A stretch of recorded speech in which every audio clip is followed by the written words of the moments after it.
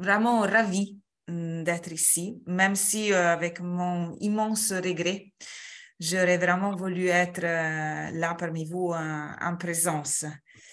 J'ai un lien spécial avec le Canada et la culture canadienne, surtout parce que je suis quelqu'un qui travaille avec les méthodologies et les questionnements de la philosophie sociale, de la philosophie politique, d'où peut-être la partie plus théorique, mais aussi la science politique et la sociologie du droit, avec un regard particulièrement attentif à la capacité des sociétés de mettre ensemble, de manière virtueuse, les différences et les différentes cultures.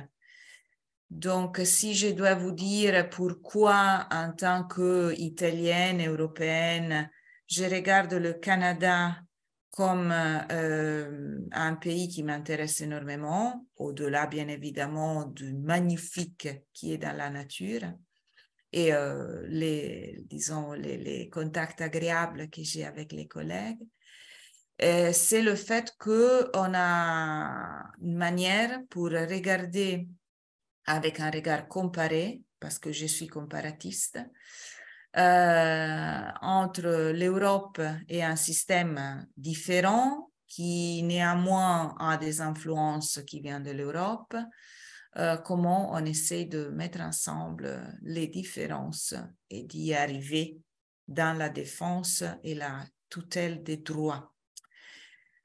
Alors, je viens à mon propos pour aujourd'hui.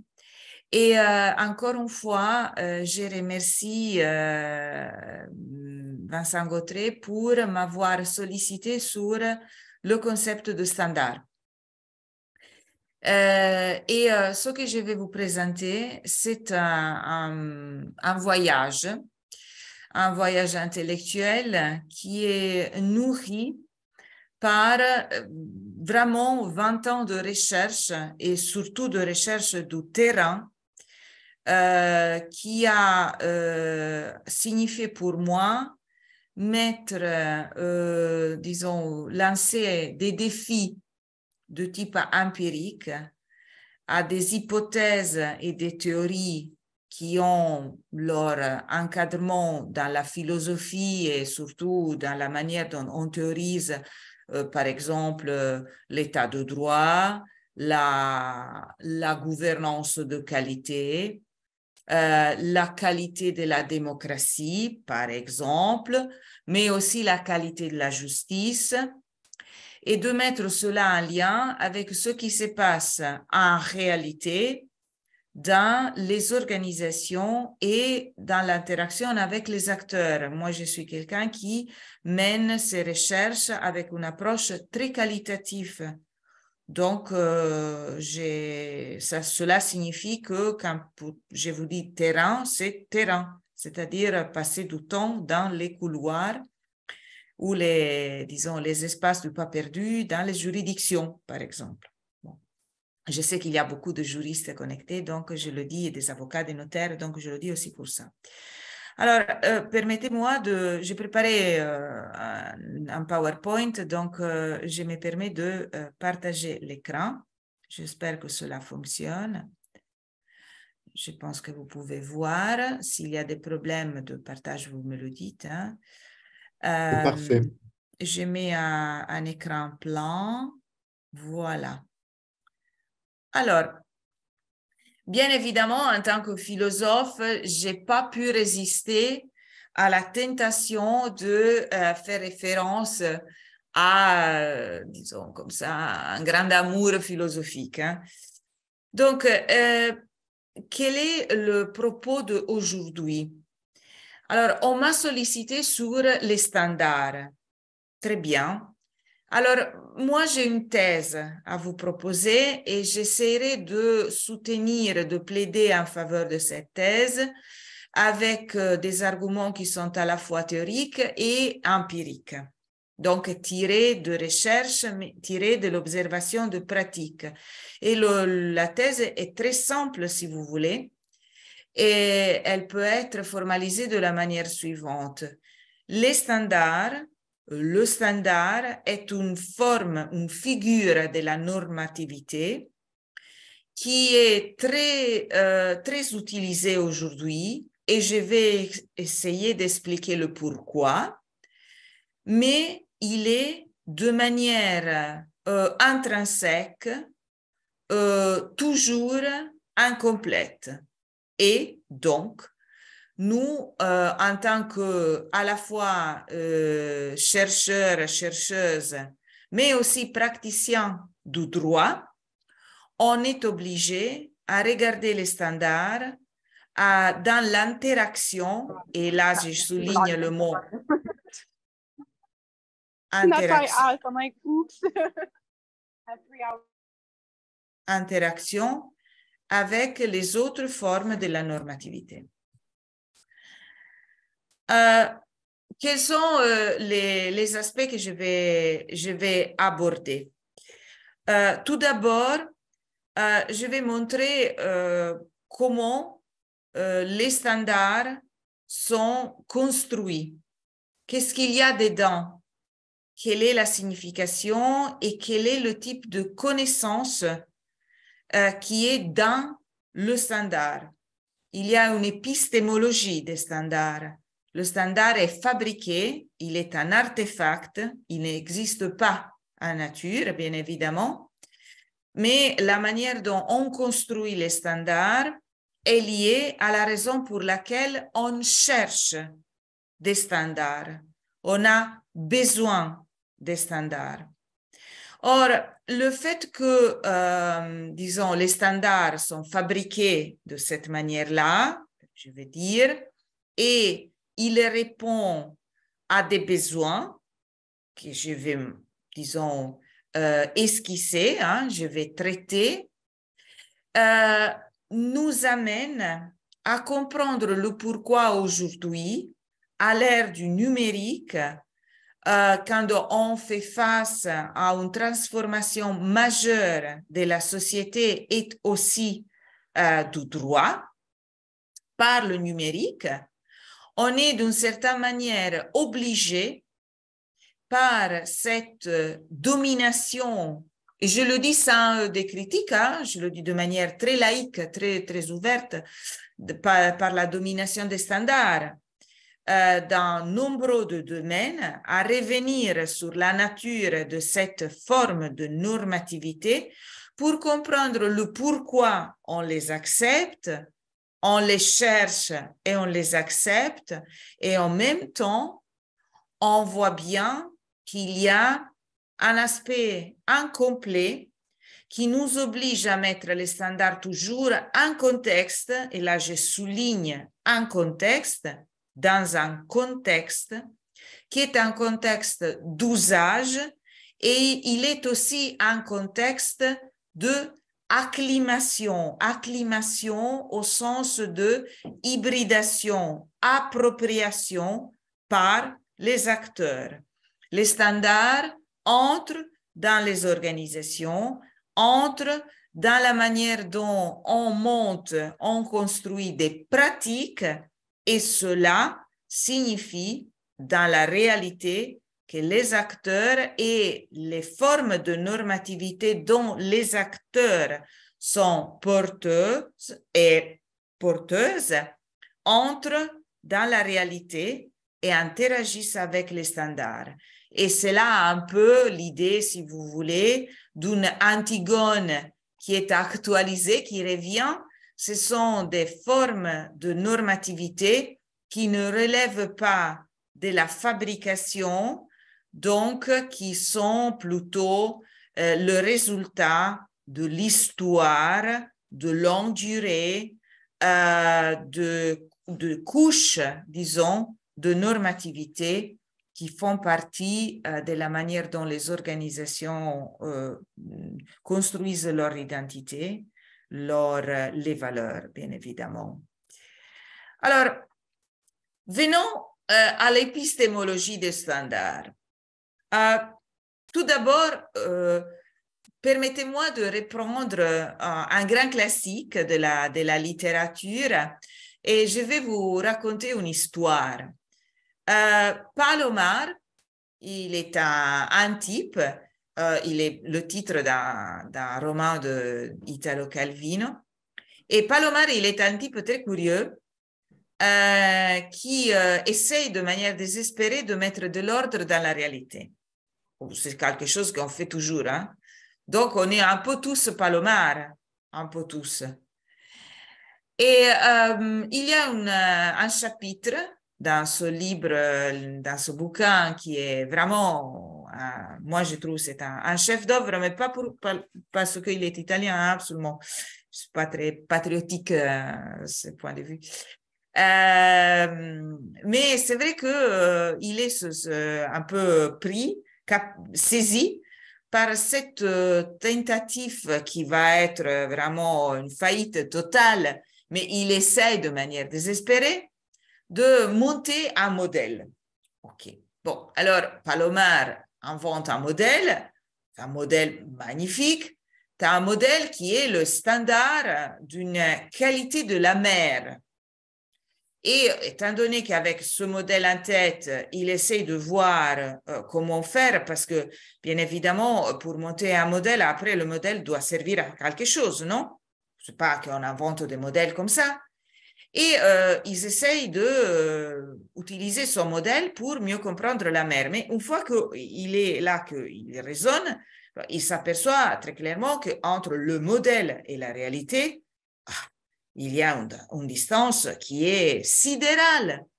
Et il commence à se poser la question, comment je vais faire? Et là, il y a deux voies possibles hein, pour répondre à la grande question, comment je vais faire. Mais la première voie, c'est de forcer la réalité pour l'adapter au modèle.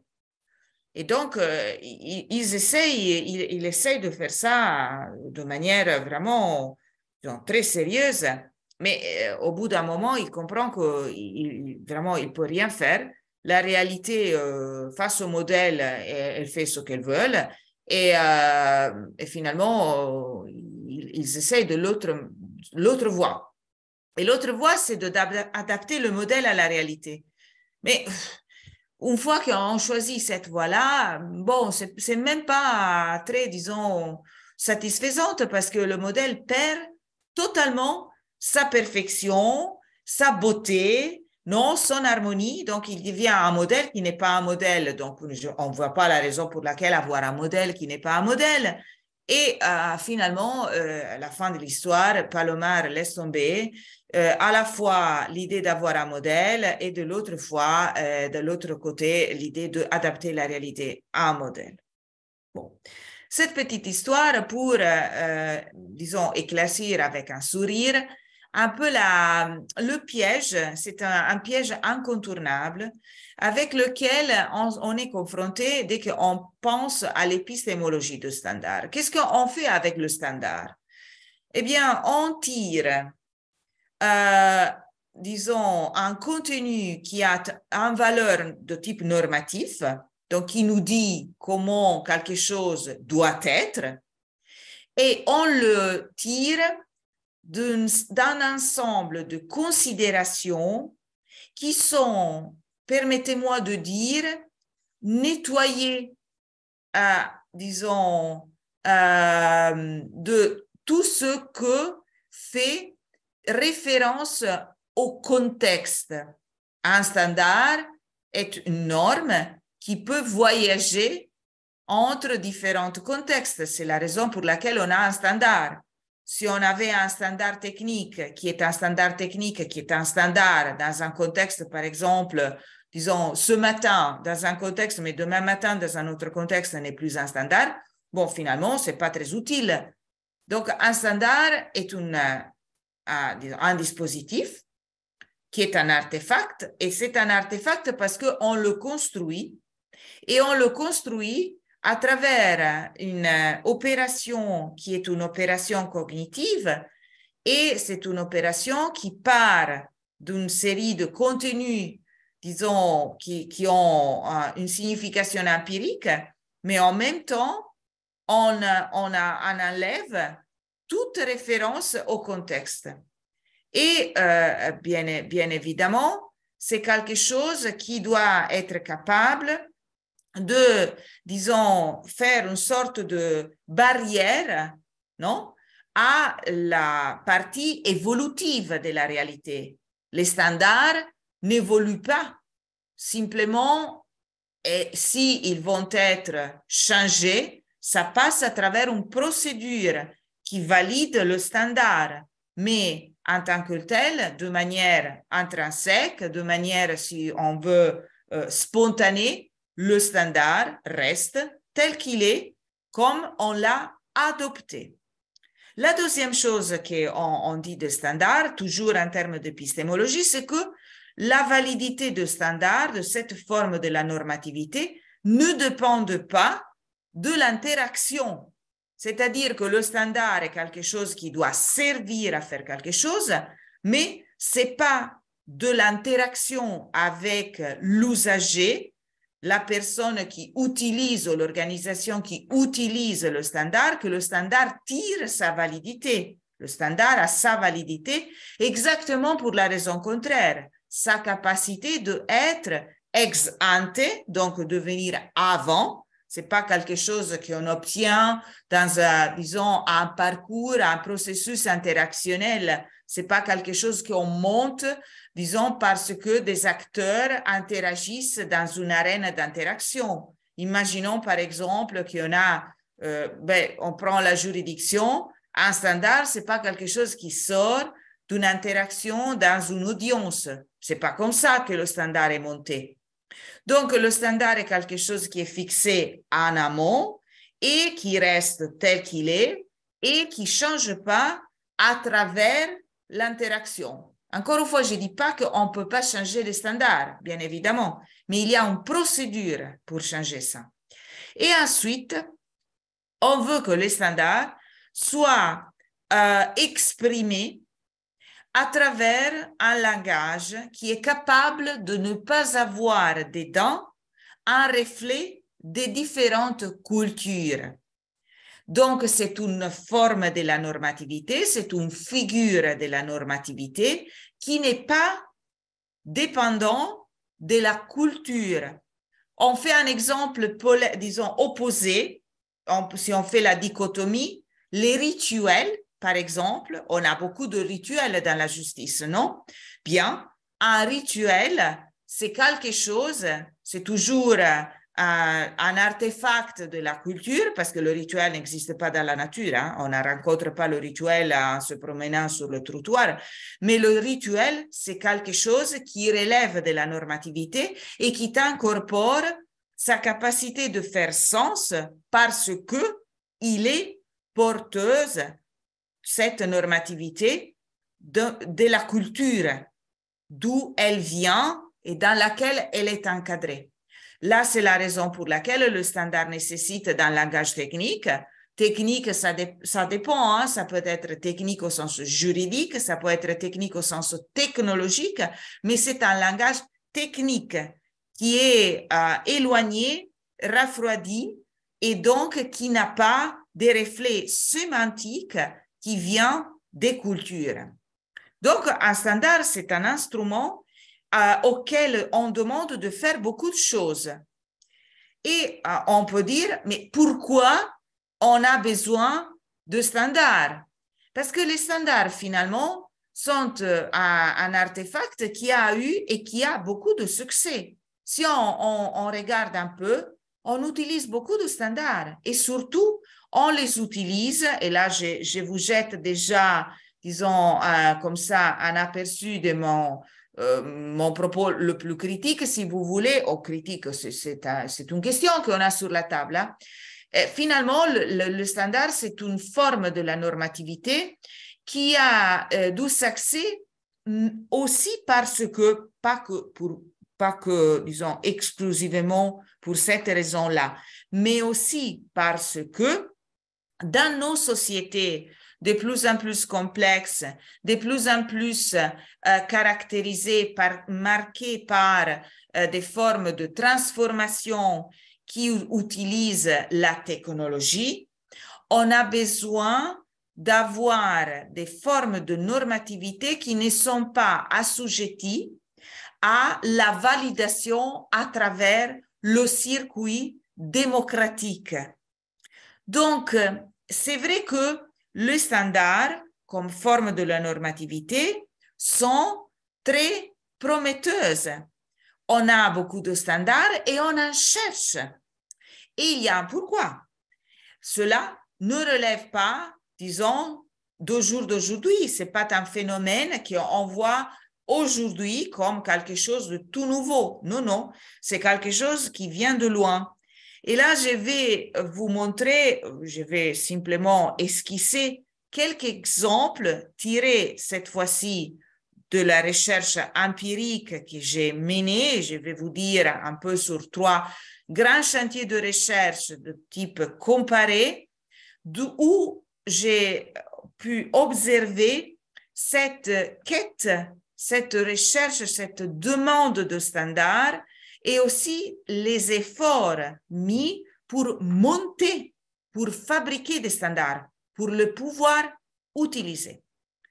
Tout d'abord, il y a ça que j'appelle ça ancrage historique, c'est l'ancrage historique de ce parcours qui est une histoire heureuse des standards. C'est un ancrage historique à un besoin. C'est un besoin de type fonctionnel. Et pourquoi? Alors, tout d'abord, parce que à l'échelle internationale, et je vais vous montrer un petit exemple, on a eu le besoin de promouvoir des modèles. Donc, on a essayé de jouer un peu le palomar et aussi des solutions standards. On va voir dans quel secteur, dans quel domaine.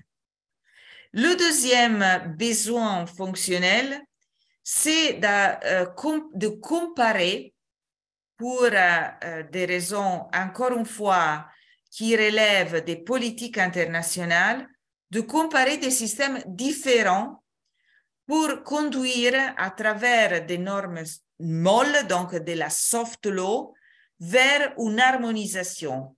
Et étant donné que c'est compliqué d'harmoniser des systèmes, disons, sociopolitiques qui sont marqués par des cultures très différentes, je vais vous montrer un domaine, un secteur où on voit les standards à l'œuvre.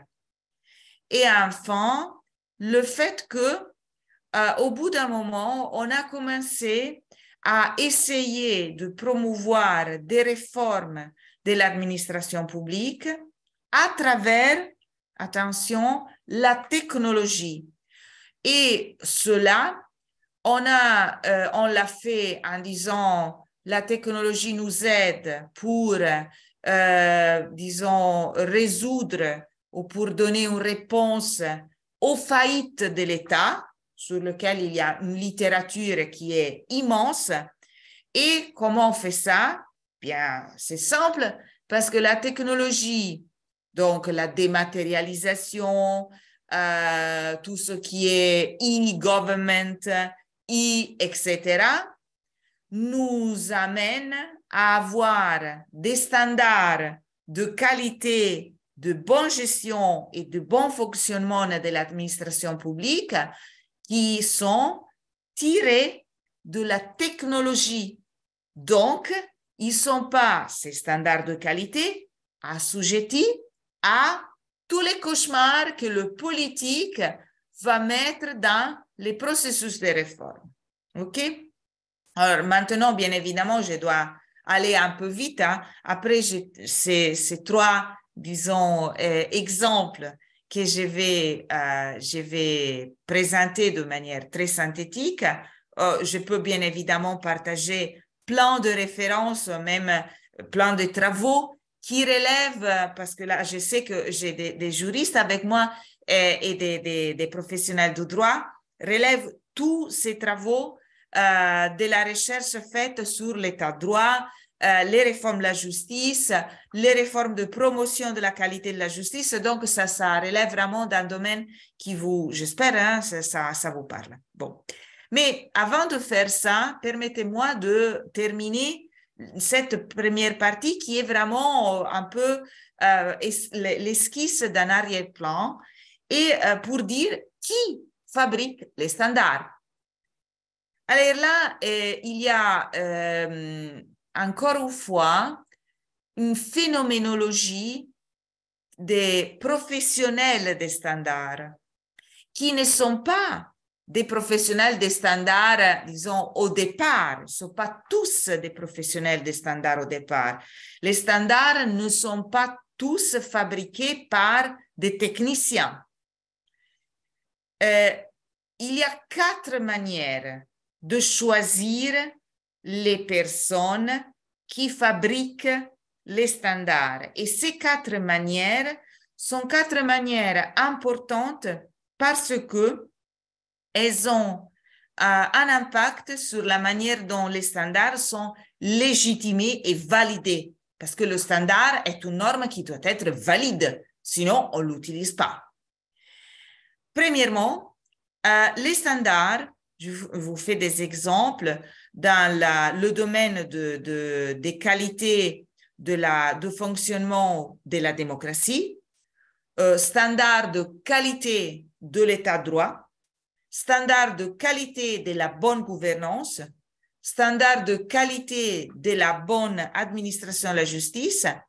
Les personnes choisies pour fabriquer ces standards sont tirées des institutions nationales, normalement, qui vont être sollicitées pour nommer quelqu'un sur une base de représentativité.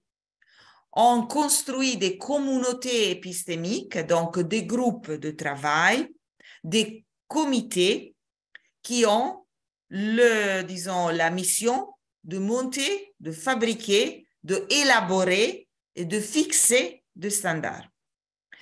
Ensuite, il y a des personnes qui sont là, dans toujours ces comités, ces institutions qui ont commission celle de produire des standards et leur légitimation est due à la spécialisation. Donc là, on a une légitimation qui ne passe pas par la voie politique, si vous voulez, c'est la représentativité, c'est plutôt la voie technocratique. Et donc, c'est la spécialisation.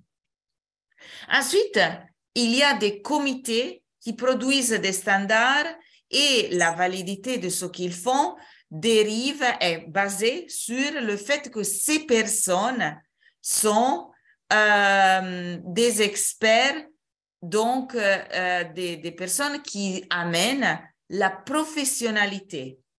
Donc, ce sont des praticiens, pas nécessairement, et normalement ils ne sont pas, de la technologie.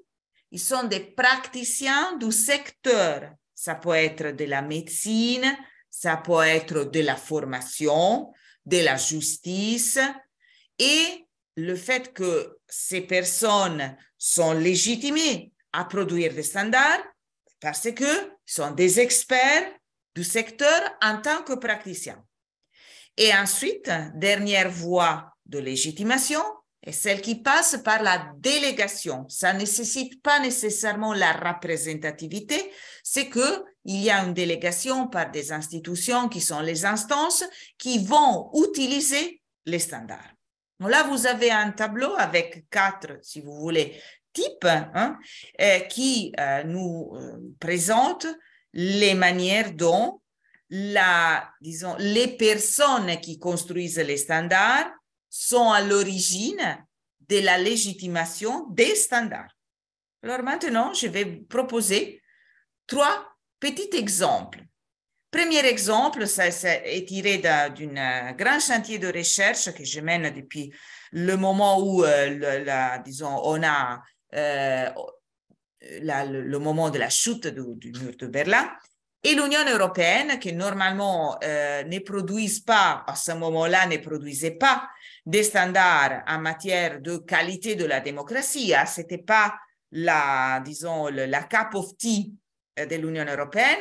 Mais au moment où il y a eu la chute du mur de Berlin et il y a eu à l'échelle internationale une demande vers une sollicitation vers l'Union européenne de promouvoir la démocratie dans les pays qui étaient auparavant dans le bloc soviétique, l'Union européenne a dû monter des standards de qualité de démocratie. C'est une tâche immense, si vous non, imaginez. Comment on fait? Alors là, c'est intéressant parce qu'on a tiré des standards tout en ayant en tête les bonnes pratiques. Là, j'ai mis des traductions en action nécessaires. Donc, il y a eu l'idée de voir dans le répertoire des bonnes pratiques de démocratie dans l'Union européenne et des vieux membres, des éléments qui ont été après nettoyés, entre guillemets, du contexte, des références au contexte, des références aux cultures, parce qu'on ne pouvait pas dire on fait la promotion de la démocratie suédoise, non? Donc, on a, d'une manière ou d'une autre, reformulé ces bonnes pratiques d'une manière qu'elles pouvaient devenir des standards de démocratie de qualité, capables de voyager parmi, disons, les pays et être proposés dans les pays candidats à devenir membres de l'Union européenne comme des standards de démocratie de qualité, sans avoir nécessairement la référence au pays d'où ces pratiques étaient prises pour fabriquer l'idée des standards. C'est intéressant ça, parce que pour faire ça, on a construit, on a monté des réseaux d'experts, oui.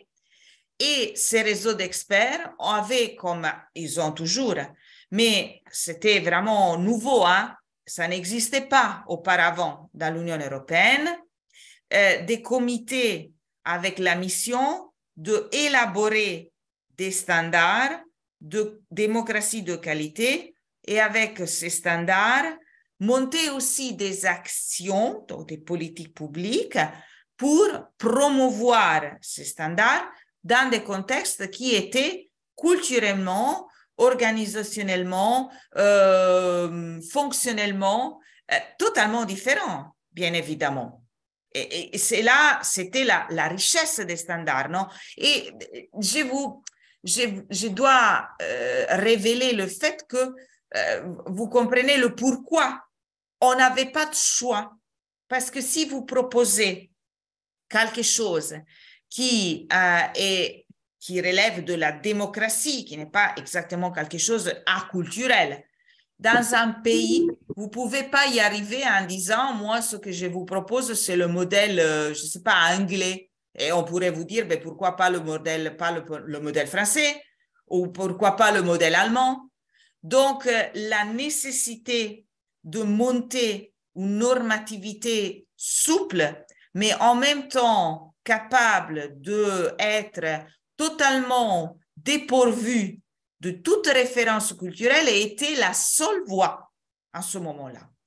Qu'est-ce qu'on a fait? On a élaboré ce qu'on a appelé standard de Copenhague. Copenhague parce que ça a été fait dans le Conseil européen de Copenhague et c'est à partir de 1992 qu'on a, 93 le 1er janvier, on a en Europe les standards de qualité de démocratie.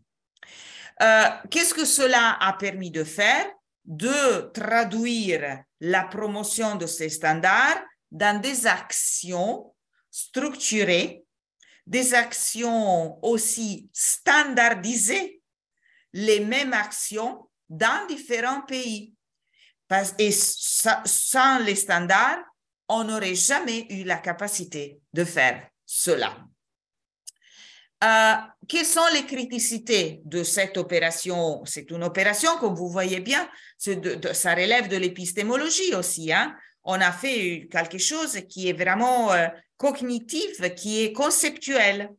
On a par exemple dit une démocratie de qualité est une démocratie qui doit avoir 2 niveaux de gouvernance. Un standard, c'est la double gouvernance nationale et locale. Pourquoi? Mais moi, je comprends bien la raison pour laquelle on a monté ce type de standard. C'est un standard qui permet d'aller, disons, de répondre à un besoin fonctionnel qui dans l'Union européenne existe, c'est le fait d'avoir une instance, celle locale, qui est capable de gérer tous les financements qui sont liés aux politiques régionales. Mais vous voyez, on est passé par la voie des standards. On n'est pas allé disons, en Hongrie, en Roumanie, etc., en disant, nous, on a, par exemple, le modèle espagnol qui a des autonomies locales qui sont très développées, hein, avec très influentes, et on vous propose ce modèle-là. Ça aurait été perçu comme quelque chose de très arbitraire. Le standard sert aussi pour éliminer cette, disons, allure de arbitraire et de monter quelque chose qui soit à la fois acceptable, validé à travers les cultures et objectif. Donc, est-ce que c'est possible dans le domaine de la démocratie de faire ça? Si et non. C'est-à-dire que c'est vrai qu'on structure l'organisation, disons, par exemple, dans l'administration publique, on dit on a des standards dans la manière dont on doit organiser les différents services. Mais il y a quelque chose qui manque. Quelque chose qui manque là-dedans, c'est le contexte, surtout la partie culturelle. Mais il y a aussi la partie éthique. Et on va voir, il y a beaucoup de réflexes qui dérivent d'autres formes de normativité. Une fois qu'on a monté la machine à travers cette, disons, vision de modèle standard, on risque de faire bouger et vivre la machine dans un contexte qui n'est pas vide. Et là, c'est exactement le plan, le fait que le contexte n'est pas vide qui nous donne, disons, des effets. On va voir les effets qu'on arrive à voir. Je vous dis tout de suite le fait qu'avec les mêmes standards de démocratie de qualité, on a eu des effets de facto totalement différents dans les différents pays candidats et après nouveaux membres de l'Union européenne. Donc, on pourrait dire de manière un peu générale que la normativité des standards, une fois qu'elle rencontre, elle entre en dialogue avec la réalité, elle donne comme effet des effets qui peuvent être totalement divergents les uns des autres. OK. Deuxième exemple. Alors ça, c'est l'exemple que j'aime, disons, le plus, hein, je dois vous dire, parce que c'est mon chantier, c'est le chantier dans lequel je suis plongée tout le temps. J'ai fait énormément de recherches du terrain avec les avocats, les notaires, dans l'interaction avec, d'un côté, toute la plateforme de transformation numérique des procédures, civile, pénale, administrative, hein, dans les pays qui sont membres de l'OCDE. J'ai étudié ça. Et en même temps, ce que j'ai fait, c'est de faire de la recherche et du terrain sur une sorte de triangle de standards. Les standards de qualité de l'organisation de la justice, les standards techniques de qualité de la technologie, donc du numérique, et les standards de qualité de la professionnalité des professionnels du droit. Parce que là, ce qui est intéressant, c'est toujours de voir, comme vous avez bien compris, ce qui m'intéresse, c'est le standard qui sort de cette machine qui le produit, non? La communauté épistémique, le comité technique, la validation, etc. Et après, on l'utilise. Et c'est là la partie intéressante. Alors, ça, c'est un chantier de recherche que disons, que j'ai coordonné et que je coordonne sur les pays de l'Union européenne et en particulier les pays de l'Union européenne qui ont un rôle important au sein de l'OCDE, parce que là, on avait un autre problème. On avait la nécessité de comparer et de faire aussi un ranking parmi des systèmes de justice qui sont totalement différents. Vous savez mieux que moi. Si on prend des systèmes de justice qui sont, qui viennent de pays différents, c'est vrai qu'on pourrait avoir des procédures qui sont, disons, très proches, qui sont similaires, même si sur cela, on pourrait discuter. Mais c'est vrai que la partie des rituels, des comportements, de la culture juridique et judiciaire, bon, là, vraiment, c'est totalement différent, même parmi des pays qui sont très proches. Si on prend la France et l'Italie, à l'échelle de l'organisation du pouvoir judiciaire, il y a beaucoup de proximité et de similarité, mais au niveau de la culture judiciaire, on est vraiment très loin. Donc, comment faire la comparaison? Et surtout, ce qui pour l'Union européenne était très important, comment on arrive à promouvoir le transfert de bonnes pratiques. Donc, il y a des bonnes pratiques, par exemple, d'organisation ou de gestion des juridictions dans l'Europe du Nord. Comment on arrive à promouvoir tout cela dans l'Europe du Sud? Et alors de là, la nécessité de monter des standards. Et encore une fois, comment on fait? Eh bien, on regarde la réalité, on fait le nettoyage de la culture et du contexte, on en tire de standards de quoi? Du procès équitable. Et on arrive aussi à les exprimer, ces standards, en termes de chiffres. Je vous fais un exemple. On n'avait pas, avant le 2006, un standard de procès équitable qui était formalisé en termes de jours de durée raisonnable du procès. Vous voyez? Là, on a monté ça. Comment on a fait? Eh bien, on l'a fait à travers une observation comparée. On a tiré de là une mesure, parce que le standard sert aussi pour mesurer.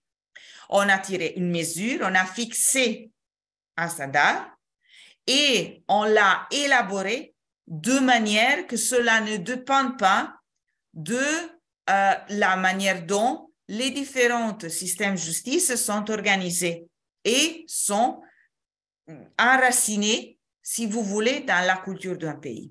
Et puis, qu'est-ce qu'on a fait?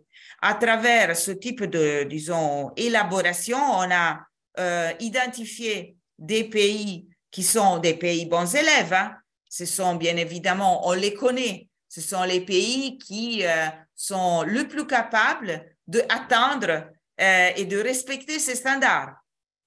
Et on a, à travers ce type d'opération, c'est une opération, moi je l'appelle, c'est un artefact, hein, c'est une opération de fabrication, et je ne le dis pas pour dire, pour faire un criticisme, hein, c'est juste que c'est vraiment un dispositif qu'on construit pour faire des choses, pour faire des politiques de promotion de la qualité de la justice.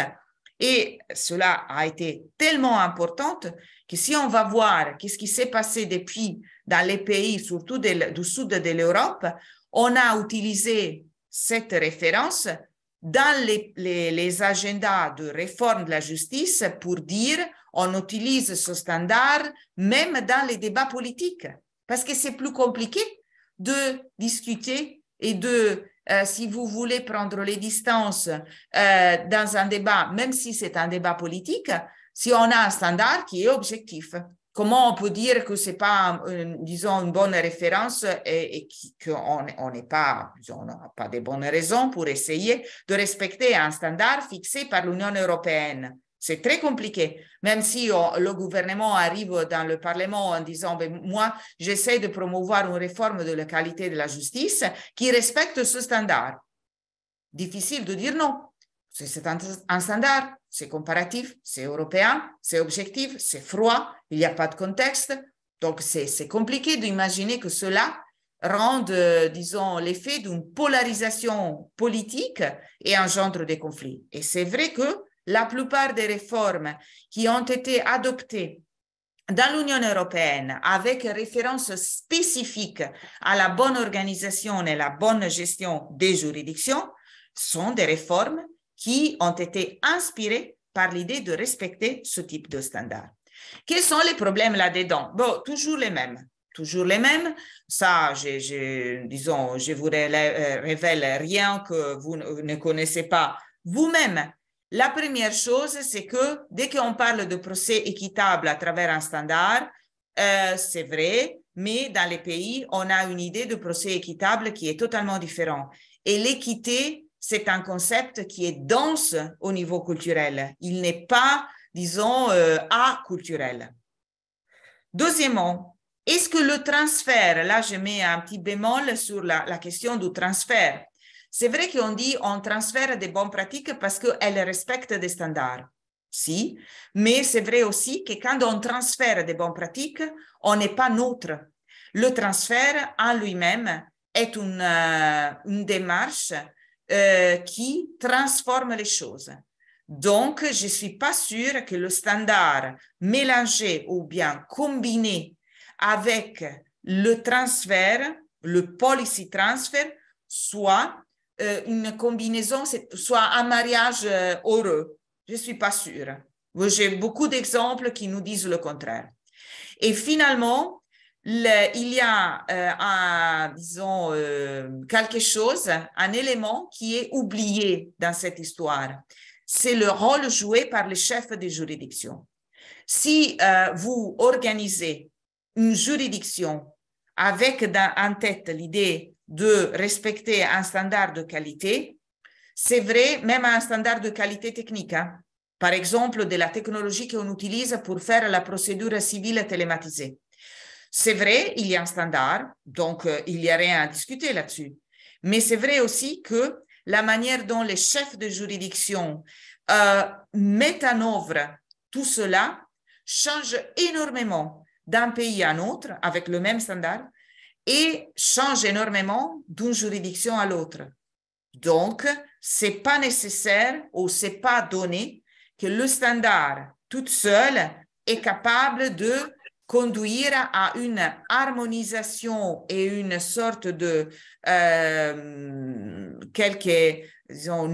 un niveau plus ou moins homogène de qualité de la justice dans les pays qui adoptent ce standard comme élément à respecter, auquel se conformer et qui est injecté, incorporé dans les modèles organisationnels de la justice. Troisième exemple, c'est la certification de qualité dans le domaine technique et technologique. Je vous mentionne ça, c'est le cas le plus répandu. Normalement, les standards sont des standards techniques, mais aujourd'hui, ce qu'on voit, c'est l'usage des standards pour faire quelque chose qui est très impactant sur la vie des citoyens et en particulier, ce qui m'intéresse énormément, sur la manière dont les droits des citoyens sont respectés.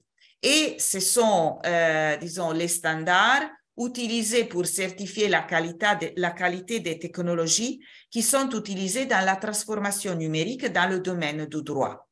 Je vous fais un exemple. Là, en Italie, on est en train d'utiliser, pas encore, mais disons, d'intégrer la technologie, le numérique avec la blockchain pour transformer les archives des notaires.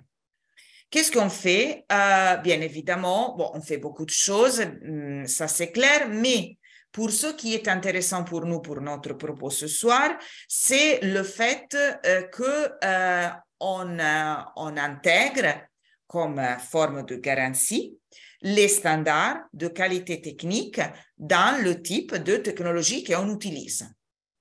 Et encore une fois, il y a des procédures, bien évidemment, pour valider la conformité de cette technologie aux standards, et cela relève d'une intégration dans la communauté des professionnels du droit qui travaillent sur ce chantier d'innovation.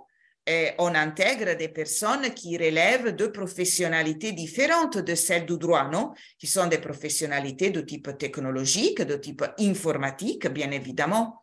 Et en même temps, on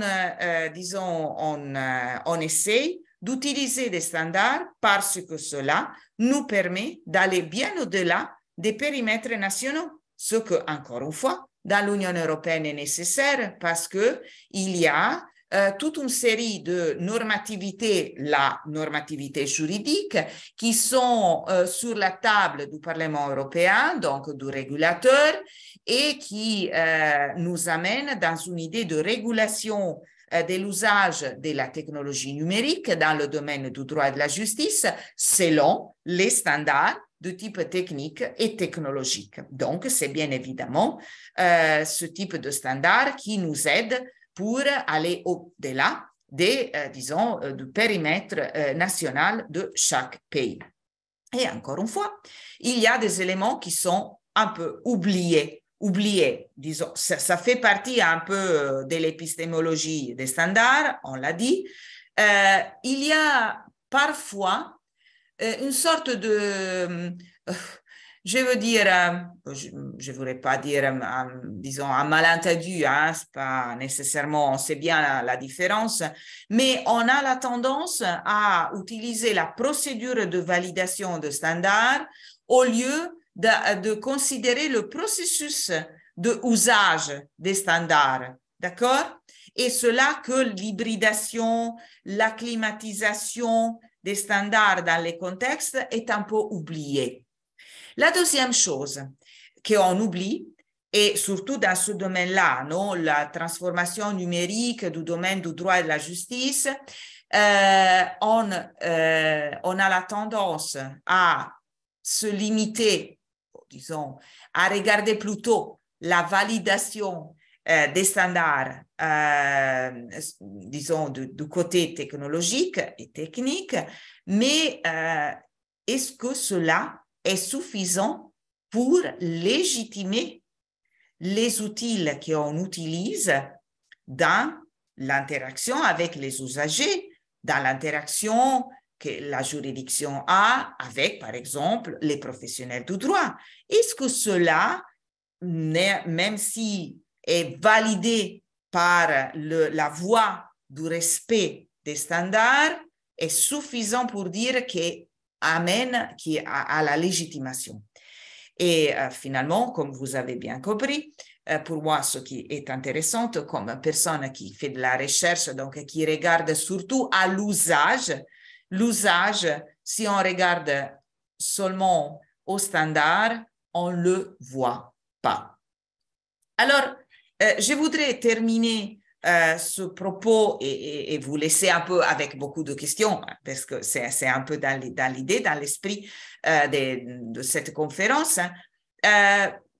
Vous avez très bien compris dans l'argument que j'ai essayé un peu d'esquisser, de détailler, il y avait toujours d'autres formes de normativité qui reviennent, qui sont toujours là, et avec lesquelles le standard, de manière incontournable, est obligé à interagir. Et c'est de là que la Antigone revient. Alors, il y a 3 niveaux auxquels on a des normativités qui reviennent. Alors, j'ai essayé de faire, disons, des références à des domaines que vous connaissez bien et qui vous parlent du monde du droit et de la justice, mais pas que. Alors, tout d'abord, au niveau micro, c'est-à-dire les personnes au niveau des acteurs. Il y a les savoir-faire. Les savoir-faire qui sont bien évidemment des formes de normativité. Je sais, comme professionnel dans mon domaine, qu'il y a quelque chose qui doit être fait de cette manière-là. Et là-dedans, il y a une normativité qui arrive. Ensuite, il y a une normativité plus formalisée qui relève de la déontologie. C'est le fait qu'on a bien évidemment des normes déontologiques qui changent d'une professionnalité à l'autre. J'ai fait quelques exemples là parce que ce sont les deux exemples sur lesquels je suis en train de faire la recherche, et souvent, c'est la déontologie, voyez bien, qui complète la normativité amenée dans, par exemple, une organisation transformée par le numérique, elle complète la partie de normativité qui arrive à travers la conformité aux standards. Au niveau méso, c'est-à-dire au niveau des organisations, encore une fois, quelles sont les formes de normativité qui sont là et avec lesquelles les standards interagissent? Tout d'abord, les traditions des organisations. On ne peut pas les effacer. Et cela, les traditions, sont à l'origine des valeurs d'usage, la manière dont on utilise un outil, une politique, un instrument, une plateforme, etc. Après, il y a des bonnes pratiques qui sont des bonnes pratiques de facto. Simplement, si vous changez, si vous allez visiter deux cabinets d'avocats différents, deux administrations publiques différentes, deux laboratoires de recherche. Les laboratoires de recherche sont des exemples très intéressants du point de vue des standards. Parce qu'il y a tous les standards. Imaginez le laboratoire où il y a de la recherche en biologie, par exemple. On a des standards techniques qui doivent assurer la safety, la sécurité, la protection des personnes, etc. Mais il y a aussi des pratiques qui ont un impact sur la capacité des personnes de effectivement respecter ces standards. Et ce que j'appelle le style de leadership, c'est la référence, je l'ai fait auparavant, au fait que, par exemple, les chefs de juridiction ont un impact sur la manière dont les standards sont de facto incorporés dans les organisations, les manières de gérer, donc les modèles de gestion des juridictions. La même chose se passe du côté, pas que du côté des juridictions, mais du côté, disons, des cabinets d'avocats, des cabinets de notaires. Et finalement, si on prend mon premier exemple au niveau de la démocratie, eh bien là, disons, on voit très bien que la normativité entre et de manière souterraine, mais très impactante, parce que la normativité irrigue, nourrit la culture politique. Bien évidemment, la normativité culturelle façonne la mentalité de l'élite politique, mais aussi de l'élite administrative. Et enfin, je pourrais dire, il ne faut pas oublier, on a des vastes minières de littérature empirique qui montrent qu'on a fait des réformes à travers la voie des standards, mais on a obtenu des effets qui sont extrêmement divergents. Donc, si cela est le cas, il doit y avoir quelques facteurs qui interviennent. Eh bien, alors là, c'est effectivement notre fameuse Antigone qui revient. Et ma dernière slide, c'est sur ça. Moi, je pense que ce que je vous ai, disons, présenté, ce sont des éléments qui étaient vrais même avant la transformation numérique, parce que ce sont des éléments qui relèvent d'une tension intrinsèque entre les faits et les normes. Et les standards sont un dispositif qui est un peu hybride. Il vient des faits, il est nourri par les faits, mais il est en tentative de monter, de, disons, changer de niveau et de créer une normativité. Mais avec la transformation numérique, ces éléments que j'ai essayé de mentionner sont encore plus importants parce qu'il y a une promesse dans le numérique, c'est le fait de pouvoir répondre à un besoin de normativité à travers les standards technologiques et techniques qui sont incorporés dans le numérique. Et cela, ne marche pas. Parce que Antigone, tôt ou tard, revient. Elle peut dormir peut-être dans les théâtres grecs, et on pourrait la comprendre, hein, parce que les théâtres grecs sont très beaux, mais elle se réveille dans les faits sociaux, dans les comportements sociaux. Et donc, il faudrait la considérer, disons, peut-être, tout au début de la manière dont on projette nos réformes, nos innovations, nos parcours d'amélioration de la société et de la gouvernance. Bien, j'arrête là. J'espère d'avoir respecté un peu le temps et je reste à disposition avec immense plaisir. J'arrête le partage d'écran.